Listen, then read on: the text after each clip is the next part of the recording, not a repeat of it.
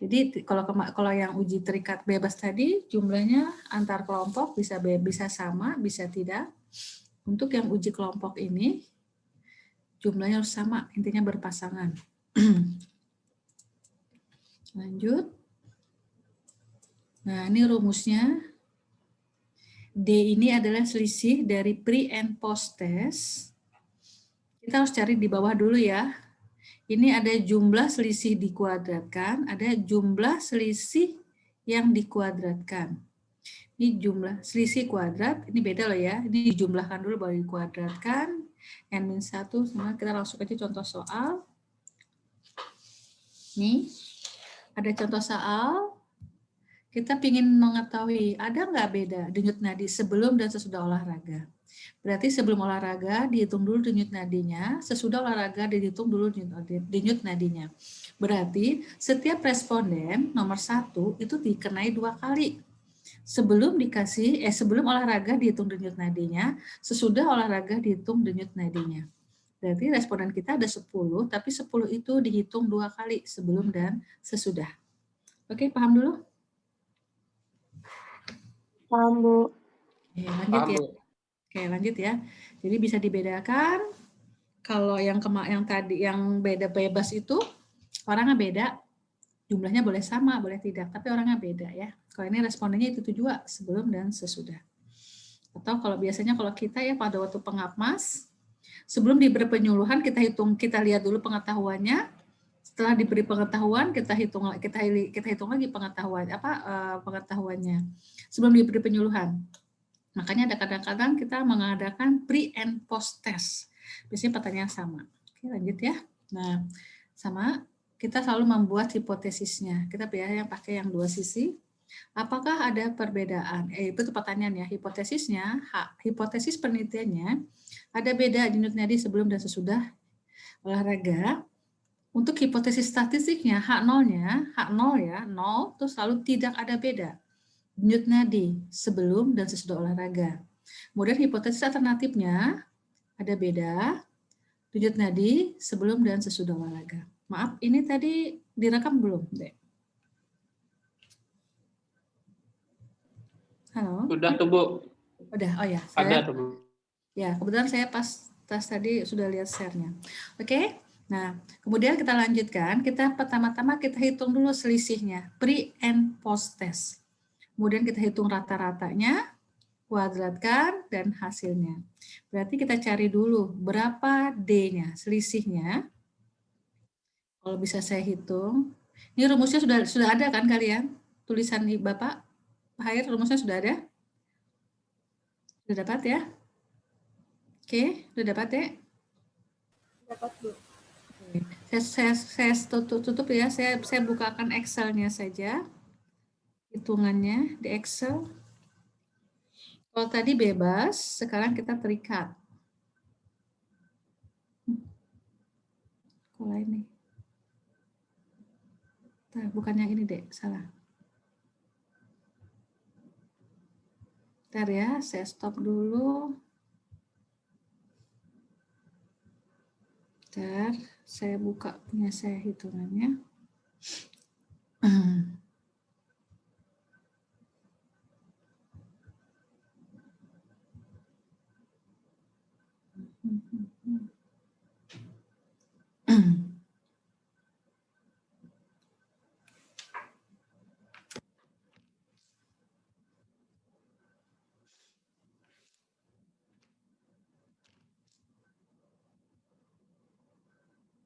Uji terikat 60. Betul ya, responden pertama 60 sama 65 ya, Dek? Materi kita. Tinggi, Bu. Oke, Tinggi, Bu. Oke, terikat. Oke, saya ada 10 responden. Baik, saya akan share screen-nya, Excel-nya.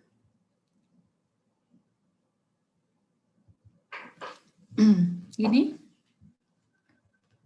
kelihatan Excel-nya? Kelihatan, Bu. Kelihatan, Bu. Ya, responden pertama sebelum olahraga denyut nadinya 60, sesudah olahraga denyut nadinya 65. Ternyata selisihnya adalah -5. rumusnya sebelum dan dikurangi sesudah ya. Berarti A2 min A3, A2 min B2, maka selisihnya 5. Ini kalau dikuadratkan, ini kalau D kuadratnya. Kemudian masing-masing selisih kita jumlahkan. Ini untuk yang jumlah D. Kalau yang ini adalah, yang 82 ini adalah jumlah D kuadrat. Kan rumusnya tadi ada jumlah D kuadrat, ada jumlah D yang dikuadratkan dalam kurung. Beda ya? Oke? Paham dulu, Dek? Paham, Adek? Halo? Paham. Ya. Hitungan seperti gini, pokoknya kita cari selisihnya, kita jumlahkan, yang kuadrat kita jumlahkan juga. Di jumlah ini adalah D kuadrat. Berarti min 24 dikali min 24, maka dapat 572. Dicari rata-rata. Rata-ratanya adalah 24 dibagi 10. Kan karena ada rumusnya yang D bar. D bar itu namanya D baris di atas tuh D bar itu namanya berarti D rata-rata. Berarti selisih rata-rata selisih. Dibagi 10 karena respondennya 10. Jadi min 2,4. Oke, kita tutup dulu. Dapat ya hitungannya. Kita share screen dulu juga yang slide-nya. Tadi di mana slide-nya? Nah, ini kelihatan ya slide-nya ya.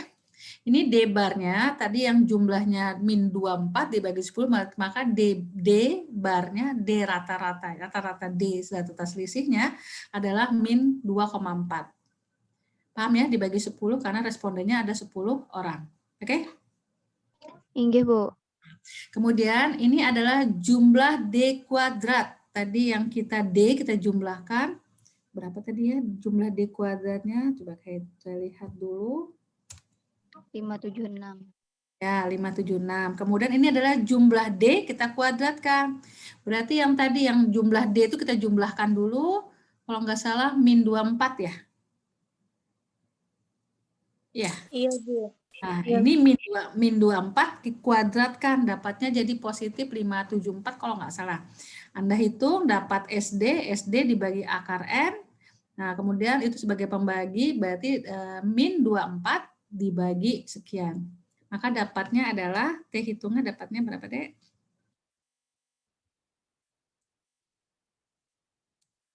T hitungnya? T hitung dapat berapa? Pak Hair ada ngasih tahu? Kemarin belum sempat, Bu. Waktunya habis. Oh, belum sempat ya. Anova udah selesai juga kemarin, belum juga? Belum juga, Bu.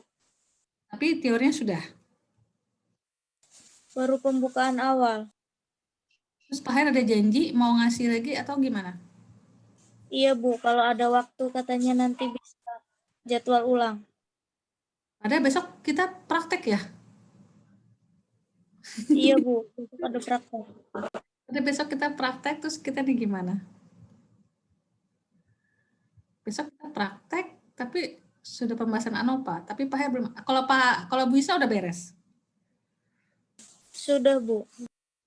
Oke, sudah. Oke. Tapi ANOVA udah dikasih sama Pak Hair slide-nya?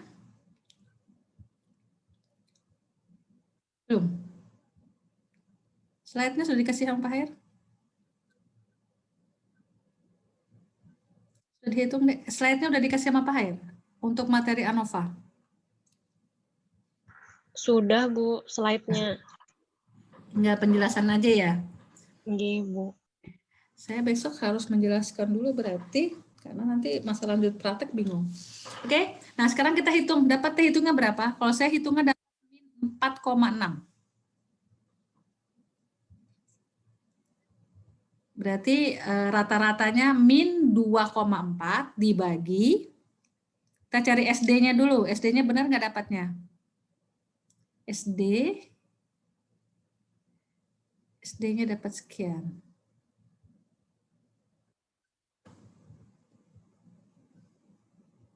SD kuadrat loh ya. Rumusnya ya. Saya lihat. Ya, SD akar. Ya, ini di akar ya. Oke. Dapat? Benar, min 4,6.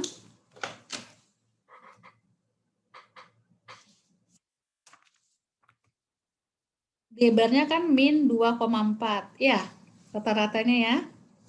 Dibagi, kita cari akarnya dulu, SD. SD itu adalah akar dari jumlah D kuadrat N-1 D kuadrat N dikali N-1.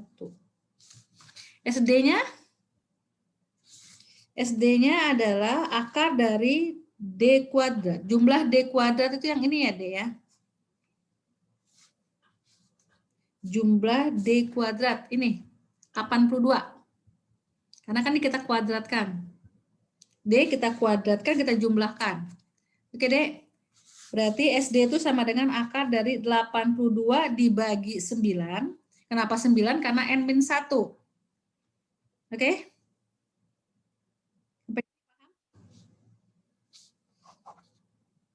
Halo, paham?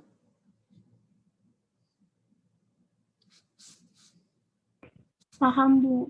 Oke. Kemudian berarti 89 dibagi 82 dibagi 9. Dapatnya berapa tuh? 9,11. 9,11. Berarti akar dari 9,11. Belum dikurang loh ya. Oke, yang dikurang tuh berarti jumlah D kita kuadratkan. Jumlah D itu adalah min 24.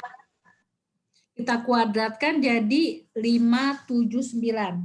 Berarti 579 dibagi N dikali N-1. Berarti 10 kali 9, 90. Oke. Dapatnya berapa? 6,4. Nah, dapat 6,4. Berarti akar dari 9,11 dikurangi 6,4. Dapatnya berapa?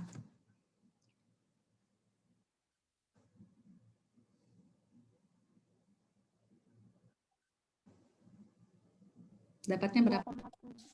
2,71. Ya. Benar? Nah, itu baru dapat SD. SD dibagi, coba lihat rumusnya, dibagi akar N. Ya kalau? Ya lah, rumusnya. Ya lah. Nih loh, SD dibagi akar N. Iya, Bu. Oke, berarti dapat tadi 2,71 dibagi akar N. Akar N itu berapa? 2,71 itu sudah diakar belum, Dek? Belum. Belum. Berarti 2,71 diakar lagi. Ya enggak? Iya. Kalau 271 berarti 9,11 dikurangi 6,4 itu baru 2,71 diakar lagi. Diakar jadi berapa? 1,64. Ya, 1,646 atau 1,65. Oke. Sudah? Kemudian akar dari 10 berapa? 3,16. Nah, berarti ya 3,16. Berarti 1,64 berapa dibagi 3,16. Dapatnya berapa?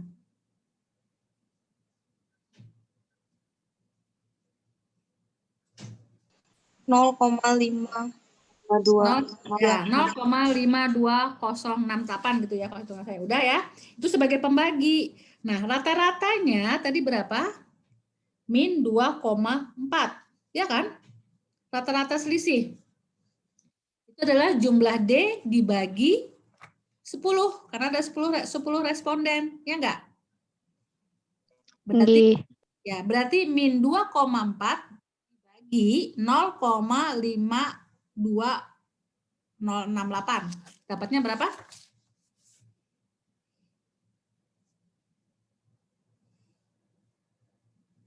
Dapatnya berapa?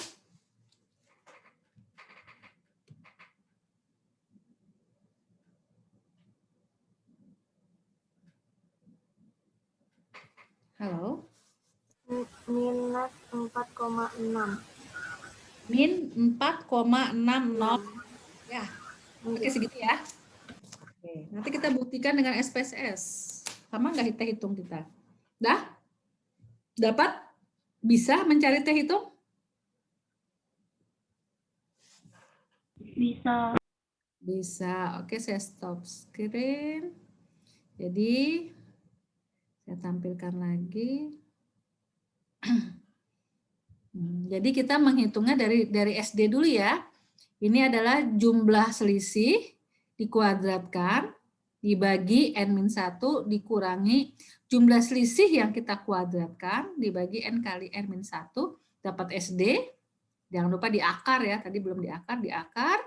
Kemudian SD ini dibagi akar N, kemudian ini adalah rata-rata dari selisih. Maka dapat T hitung sebesar min 4,609. Dapat. Itu baru T hitung.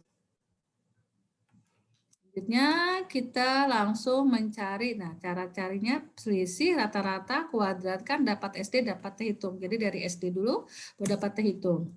Sama. Nah, bagaimana menghitung DF-nya? DF-nya itu adalah N besar min 1 karena cuma N-nya 1 aja. Sama aja kan orangnya harus berpasangan. Berarti bukan 20 ya. N-nya itu adalah 10 kurang 1, N-nya 9. Nah, sekarang kita cari yang di T-tabel. T-tabel, DF-nya 9. Saya udah buka tabel belum di sini?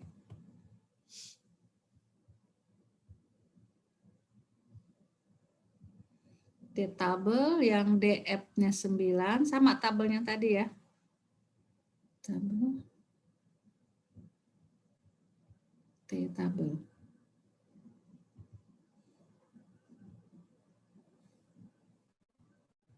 Oke, saya cari T-tabel. Udah kelihatan tabelnya? Sudah, Bu. Oke, yang 9 berarti jangan yang 10 ya, karena N-nya 1 aja, N-nya sama berpasangan N-1 9. Berarti cari yang 5% pakai alfa, makanya dapatnya 2,264. Itu punya kita min. Dapatnya kesimpulannya T hitung apa T hitung lebih besar apa lebih kecil?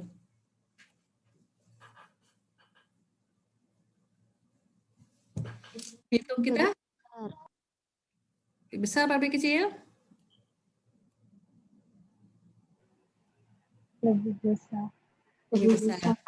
Nah, kalau lebih besar T hitungnya berarti apa yang kita terima? HA atau HA. Apanya ada beda apa tidak ada beda? Ada beda. Beda. Bisa ngitungnya? Insya Allah. Oke, kalau sudah nggak ada pertanyaan, kita langsung buktikan dengan SPSS kita. Bentar. Saya belum buka. Sini. Yang tadi udah saya share.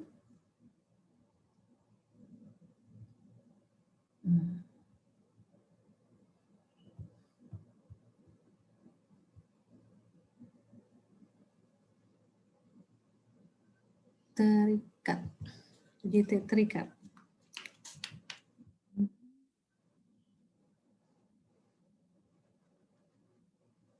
Oke, kita lihat.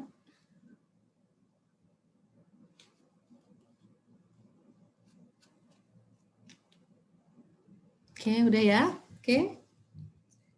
Sudah dibuka Anda? Ini saya share screen-nya yang SPS-nya. JT terikat. Kelihatan? Diperbesar, kelihatan nggak? Cukup besar? Kelihatan, Bu. Kelihatan ya? Iya. Ya. Sama seperti tadi terikat. Nah, saya bilang hipotesis penelitian itu satu aja. Terserah Anda mau pakai tidak ada atau ada. Pokoknya nggak boleh dua hipotesis penelitian kita. Biasanya cenderung itu adalah kemungkinan paling besar terjadi.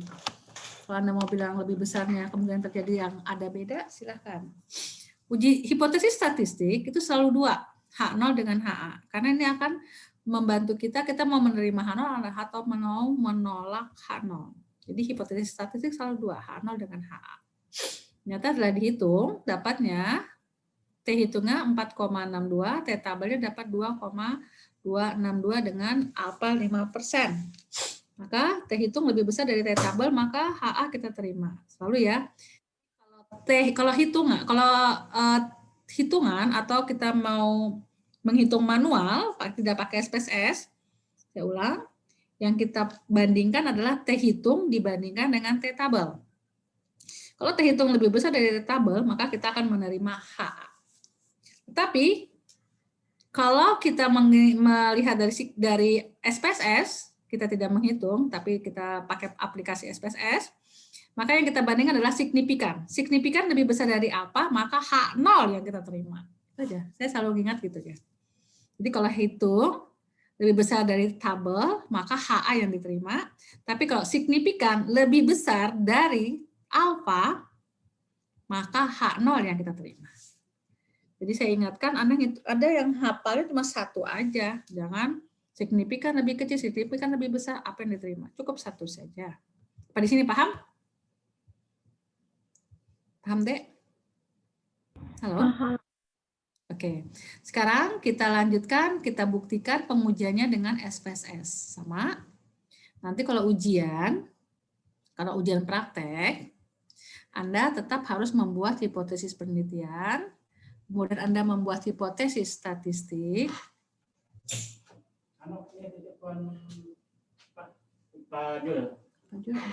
Untuk pembelajaran itu.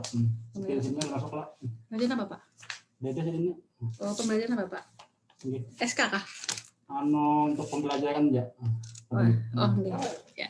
Makan aja kan sini. Dari Poltekkes kah? Dari kebidanan. Oh, kebidan. Ini.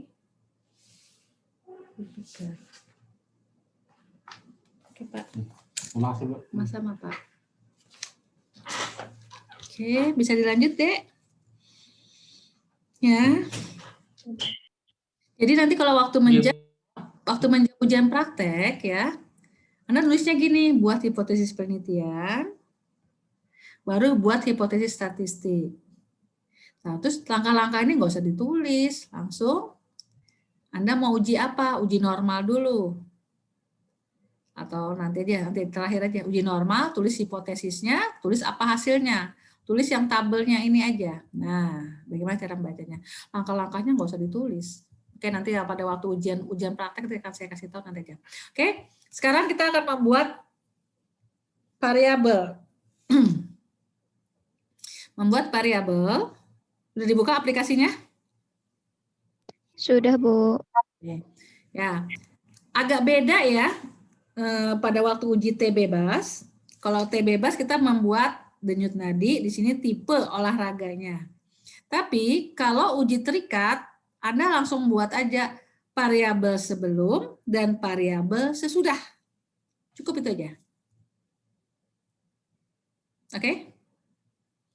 Jadi nama variabelnya sebelum olahraga, denyut nadi sebelum olahraga, denyut nadi sesudah olahraga. Misalnya sebelum dan sesudah. Atau variabel sebelum dan variabel sesudah. Maka yang akan kita isikan adalah denyut nadinya sebelum berapa, denyut nadinya sesudah berapa. Berarti tipenya betul-betul numerik. Maka kalau numerik kita tidak perlu pakai value. Kebetulan data kita tidak ada yang desimal, maka kita kasih desimalnya 0. Sudah buat ini? Nanti labelnya tulislah sepanjang-panjang denyut nadi sebelum olahraga. Kalau DN underscore SSD denyut nadi sesudah olahraga. Silahkan aja Anda buat variabelnya. Pokoknya ada sebelum dan sesudah. Sudah dibuat? Sudah, Bu. Oke, sudah dibuat. Kalau sudah dibuat, silahkan entry. Nah, makanya Anda, kalau kita buat misalnya sini denyut nadi, ini tipenya sebelum dan sesudah, nanti bakalan Anda mengentry sebanyak 20. Padahal responden kita cuma berapa? 10. Iya. Coba Anda bayangkan ya, misalnya sini variabel ini Anda bilang denyut nadi. Di sini Anda sebut tipe sebelum dan sesudah. Pasti Anda akan memasukkan 10 sebelum, 10 sesudah. Berarti respondennya ada 20. Padahal kenyataannya responden kita cuma 10. Ya, iya kan? Jadi ini adalah mewakili responden nomor 1. Responden ini dihitung 2 kali. Sebelumnya berapa, sesudahnya berapa. Paham? Paham. Ya, jangan lupa, karena Anda akan salah. Kalau Anda masukkan ke bawah, Anda nggak boleh mengisi nanti dengan uji T terikat. Jadi kalau uji T terikat itu variabel sebelumnya sudah. Tapi kalau uji bebas, di sini datanya denyut nadi, di sini dia termasuk kelompok apa atau tipenya. Ya, jadi ada beda sedikit. Kalau ANOVA itu sama dengan uji T bebas. Berarti nanti sini angkanya di sini adalah tipenya. Golongan A, K, B, K, C. Paham? Jadi khusus untuk yang B terikat saja yang kita perlu cuma 2 variabel sebelum dan variabel sesudah. Sudah enter datanya, jangan sampai salah.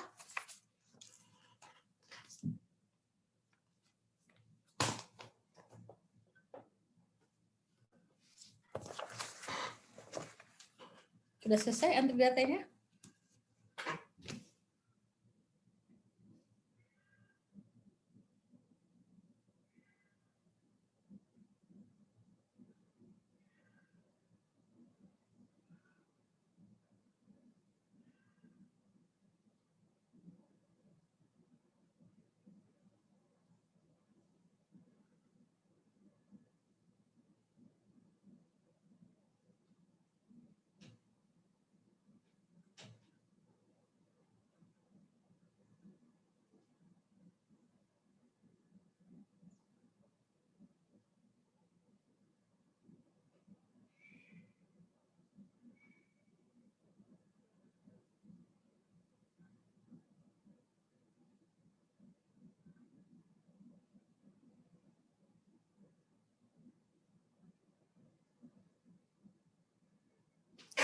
Sudah, Dek. Kalau sudah, tolong beritahu saya, kita lanjutkan. Sudah?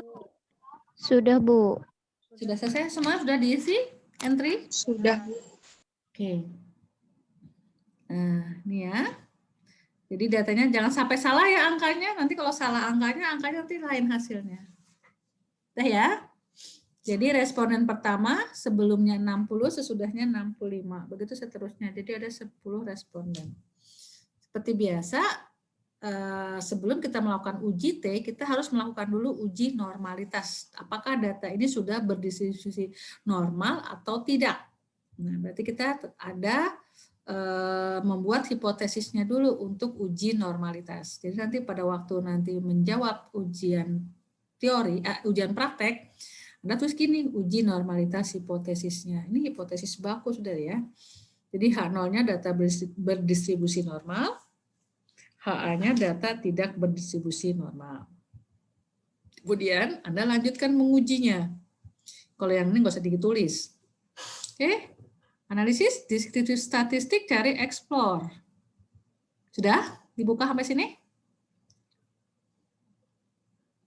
Sudah, Bu. Oke, udah akan timbul. Nah, karena kebetulan dua-duanya itu adalah tipe numerik ya, jadi dependent list-nya harus tipe numerik ya. Berarti semuanya denyut nadi dimasukkan ke kanan sini. Udah masuk? Sudah. Ya, jangan lupa langsung harus kita klik plot. Klik plot yang di sini.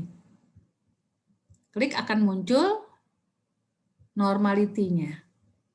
Anda. Kalau memang tadi Anda bekas tadi belum Anda keluar, biasanya otomatis masih tetap ya. Steam-nya nih di apa nggak usah diconteng, nanti banyak outputnya terlalu banyak karena kita cuma perlu tabel normality-nya aja, tes. Oke, kalau sudah continue oke, maka akan dapat tabel seperti gini. Nah, nanti pada waktu ujian jawab soal, tabel ini yang Anda boleh salin. Kemudian bagaimana cara membacanya dan bacaan yang di bawah ini. Oke? Jadi kalau tes normality, tabelnya pasti ada 2 tes ya, Kolmogorov-Smirnov atau tabelnya yang Shapiro ya. Jadi saya ulangi, Shapiro untuk sampel kecil kurang dari 30 yang yang kita akan analisis. Kemudian kalau ini sampel yang besar, lebih besar sama dengan 30. Kebetulan data kita cuma 10 sampel. Sebelum dan sesudah, ya. Itu masuk sampel kecil, berarti kita perhatikan adalah signifikan dari Sapiro yang di sini. Kelihatan? Kelihatan, Dek? Kelihatan, Bu. Berapa denyut nadi, signifikan dari denyut nadi sebelum olahraga? 0,678. Ya, 0,678. Selalu kita bandingkan dengan alfa. Alfanya adalah 0,05. 0,6 dibandingkan dengan 0,05. Tentu lebih besar 0,06. Atau signifikan lebih besar dari alfa. Sepakat? Sepakat, Bu. Jadi kalau saya saat entah itu diuji manapun, diuji normalitas, diuji T, diuji ANOVA, diuji chi-square nanti, atau diuji regresi korelasi, apabila signifikan lebih besar dari alfa, kita wajib menerima H0. Itu aja yang kita catat.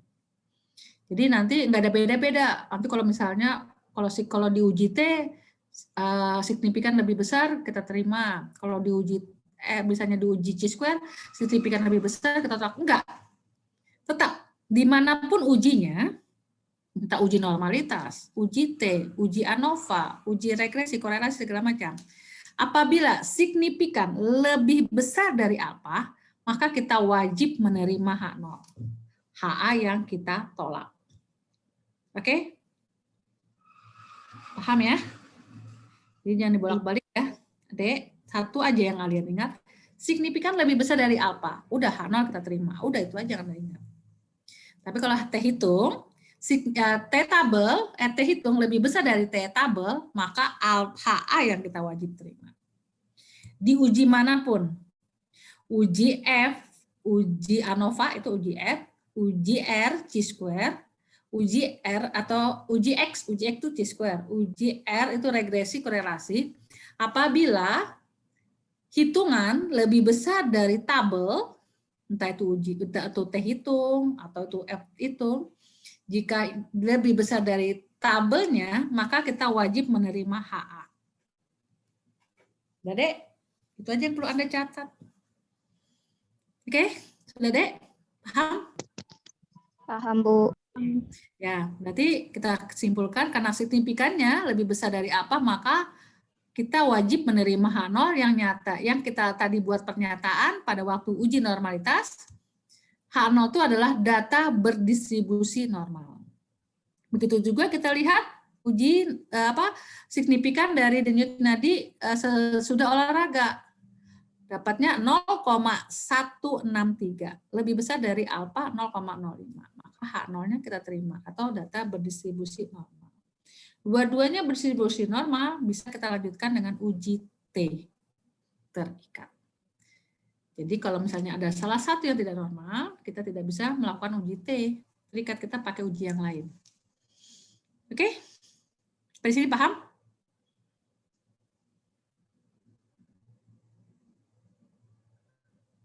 Halo, sampai sini paham?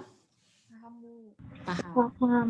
Ya, kita baru uji normal loh ya, bukan uji T-nya. Nah, setelah uji normal, karena dia sudah normal, kita terima H0, kita terima. Jadi biasanya kalau uji normal itu kita biasanya cenderung menerima H0. Tapi kalau uji A lain, kita biasanya cenderung menerima HA. Oke?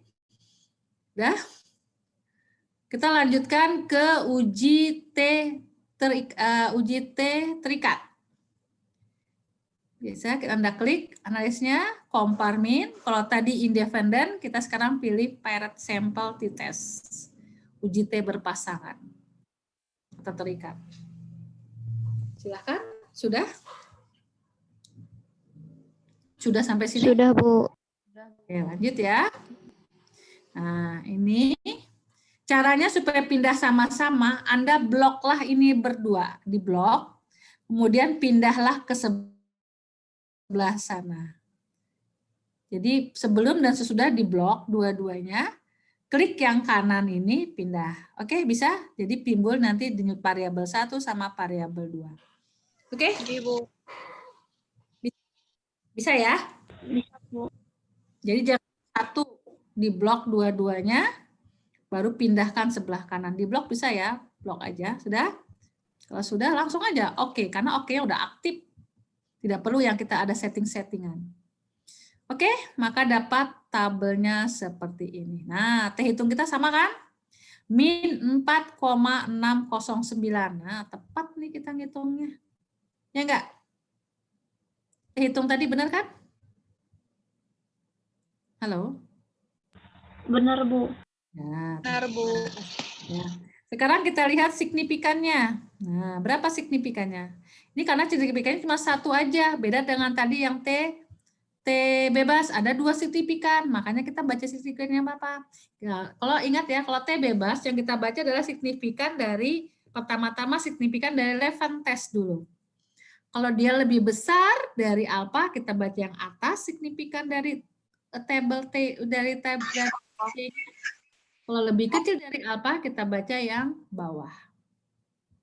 Karena di sini cuma signifikannya satu aja, berarti tidak ada apa-apa. Jadi kita langsung aja signifikannya berapa? 0,001. Nah, selalu dibandingkan dengan alfa. 0,001, berarti itu per 1000. Dibandingkan dengan 0,05, tentu dia lebih Kecil. Kecil. ya, karena karena signifikan lebih kecil dari alfa, maka hukumnya kita tolaklah H0. Berarti yang kita terima adalah AA. apa artinya AH? Kita lihat di atas Ada hipotesis. beda. Nah, ada beda nih. Adanya Ya, selesai. beda. Ya, jadi pada waktu nanti ujian, yang Anda tulis adalah tabel ini dan cara membacanya. Jangan Anda tulis signifikan lebih besar dari alfa. Harus Anda tulis signifikannya berapa angkanya. Dapat tahu Anda salah angkanya. Jadi jangan berapa kali saya ujian, kalian tuh selalu signifikan lebih besar dari alfa. Memang berapa signifikannya? Jangan-jangan Anda cuma hasal aja, lebih besar. Angkanya berapa? Paham dulu? Jadi tabel ini yang Anda buat, Anda ketik, atau Anda salin, kemudian apa kesimpulannya. Tapi pertama-tama adalah Anda buat dulu hipotesisnya. Oke, masih ada pertanyaan?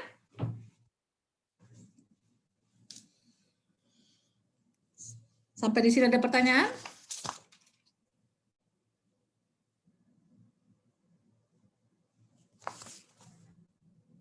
Tidak ada. Paham? Paham. Paham ya. Mudah-mudahan paham cara mencari uji T bebas serikat manual yang tadi kita hitung-hitungan ataupun dengan SPSS.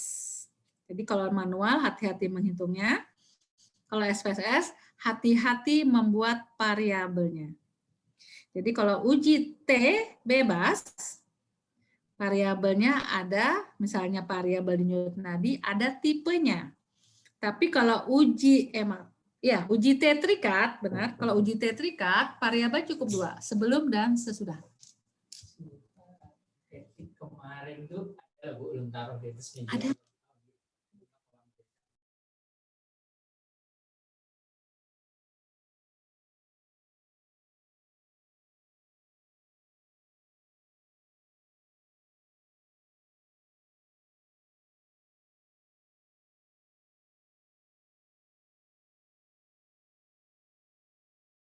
Oke, kita bisa lanjut.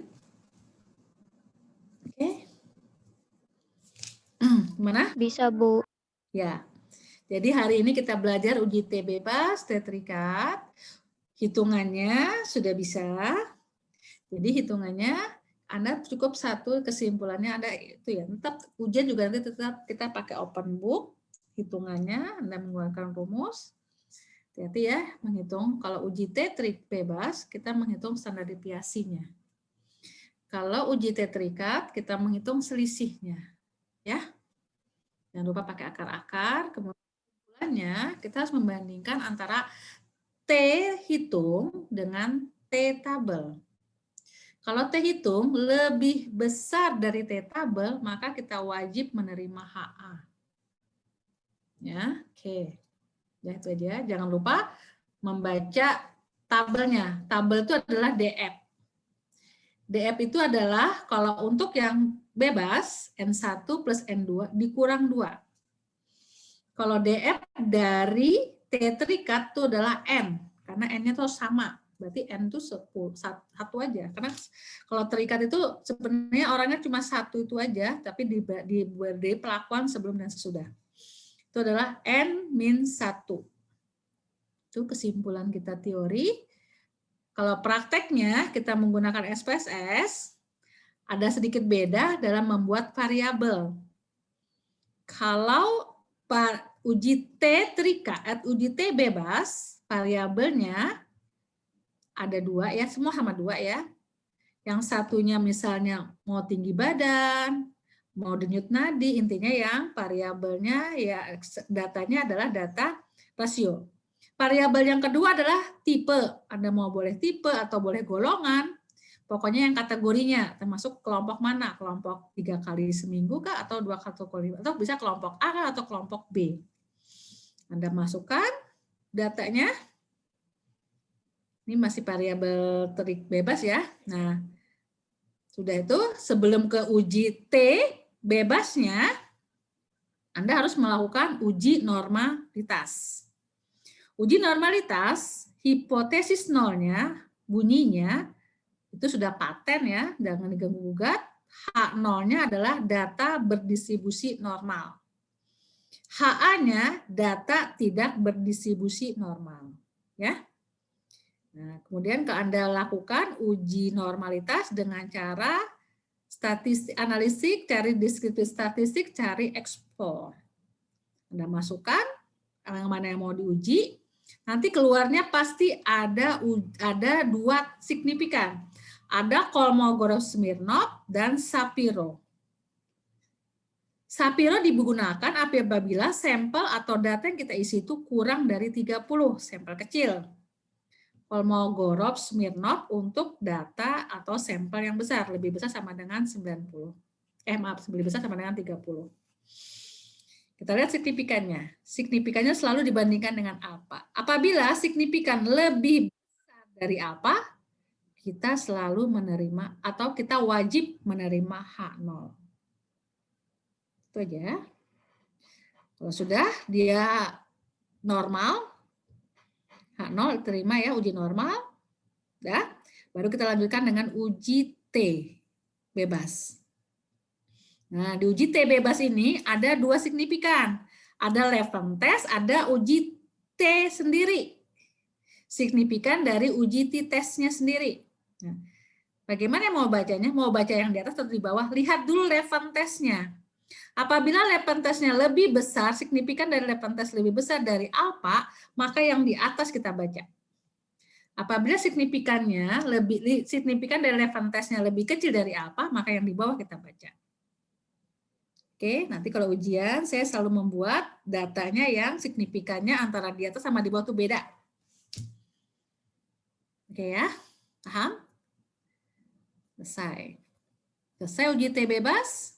T terikat membuatnya variabelnya cukup 2 variabel sebelum dan sesudah. Entry data. Nah, baru masukkan. Jangan lupa juga tetap selalu uji normalitas. Kalau dua-duanya normal, lanjut ke uji T terikat. Masukkan di analisis deskriptif statistiknya, di komparminnya cari Peret sampel t-test. Bukan independen ya, Peret. Kemudian klik sudah, dua-duanya kita masukkan, selesai. Pasti cuma 1 signifikan saja yang keluar. Kita bandingkan dengan alfa. Apabila lebih besar dari alfa, maka H0 wajib kita terima. Kalau signifikannya lebih kecil dari alfa, maka HA yang kita terima. Nah, itu kesimpulan kita hari ini. Kayaknya direkam, jadi kalau misalnya Anda kurang jelas lagi, Misalnya besok mau ujian, bisa diputar-putar rekamannya. Ada yang mau ditanyakan? Cukup. Ya, Cukup, Bu. cukup. Cukup itu mewakili semuanya atau salah satu saja yang tadi ngomong cukup? Cukup mewakili semuanya? Nggak tahu yang Halo? lain. Gimana? Kecepatan nggak saya ngomong? Enggak, Bu. Pas Sedang, aja, Bu. Aja, Bu. Pas. Berarti cukup. Berarti jelas sebelum jelas. Jelas. Iya. Jelas. Karena materi kita udah selesai. Kalau belum jelas kita putar lagi, kita ulang-ulang lagi karena kita sampai jam 6. Ya enggak? Nggih, Bu. Ini gimana? Udah jelas materi kita cuma 2 aja. Tampal bebas terikat.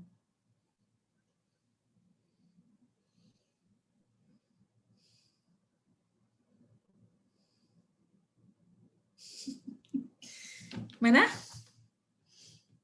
Pas? Iya Bu, pas aja Bu. Pas paham atau pas nggak paham? Insya Allah paham Pas aja, Bu. Ya, Insya Allah untungnya- paham Bu. Untungnya kita ini punya rekaman, jadi bisa direkam. Nanti tolong dibagi rekamannya, mudah nggak error ya kayak kemarin. Rekamannya, rekaman prakteknya direkam, dibagi. Kalau ujian itu aja diputar lagi. Oke, besok kita ANOVA. Materinya sudah di-share. Saya lihat materinya sudah ada sama Pak Hair, kita hitung aja. Berarti besok kita penjelasan tentang teori dulu ya. Iya Bu. Iya, Bu. Berarti nanti Pak Hair bilangin aja, nggak usah Pak, karena sudah dijelaskan sama Ibu Ida, ya kan? Karena memang Pak memang jatahnya praktek. Praktek itu praktek hitungan maupun praktek pakai SPSS ya. Selanjutnya kita lanjutkan dengan pakai SPSS. Kita buktikan dengan SPSS, oke? Iya Bu. Iya, Bu. Oke, Besok jam Bu. berapa? Besok jam berapa? Sesuai jadwal?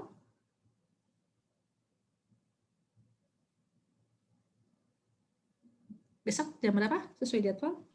Di jadwal jam 8, Bu, mulainya. Ya, kayak apa? Saya tentukan. Sesuai jadwal, saya tanya.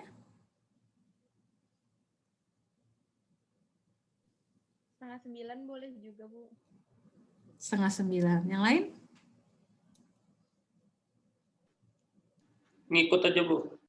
Ngikut. Ngikut yang mana? 8 apa 8:30? 9, Bu. Jangan Bu. Oke, berarti- Oke, 8:30 kita on time ya. Ini kayaknya berapa orang? Ini berarti ada 3 orang belum ngikutin. Gak tahu nih apa sinyalnya jelek atau gimana.